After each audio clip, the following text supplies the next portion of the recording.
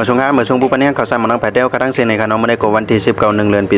2023เมื่อได้กข่าวได้เป้าได้ก็กูกัดด้วยอิงแกลมพรีเมียร์ลีกปอยเจนเศร้าในคณะเมื่อคำว่าในก็มีลงเข่งอยู่1 กูค่ะเมื่อคำว่าในก็เป็นคริสแต่ไปเล่นในคณะเหมือนกันตั้งมาอยู่กัน1 ค่ะมาอยู่ไลโกดีฟลูโนฟนันเตในคณะไผ่อันเป็นกิสตันฟาเลนนั่นก็ไลโกดีโอลิเซ่ในข่าวมาต่อกันที่เข้ามาจันทร์ล่างพอในคณะเมื่อคำว่ามันแคสตาอยู่ในแต่เลยมา1หมายก็ขึ้นมาอยู่ที่3เท่ากันตั้งมันแคสตาซิตี้ในข่าว